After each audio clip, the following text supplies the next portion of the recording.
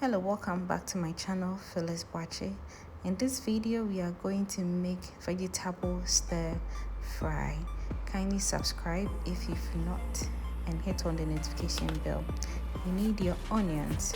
The more the onions, the sweeter it would be. Then you need cabbage, chop it up.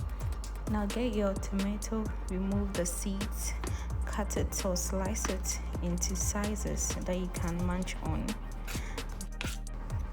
Now get carrots. Carrots are good for your eyes. Grate it or cut it into any size you are comfortable chewing. This is very healthy, simple, and very easy to prepare. I actually used 10 minutes to prepare this dish. Okay, so we have our ingredients. Put on the fire and then pour a little oil, not so much, just a little to fry. Put in your onions, okay, not everything, just a little.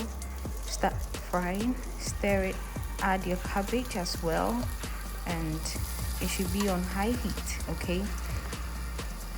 Now add your carrots, okay. Add carrots, stir fry it. When that is done, add the rest of your onions and then tomatoes and everything. Just put everything in. Put a little salt on it, stir fry, and then the aroma. So delicious. It smells so good. Okay, try this at home and you will not regret it.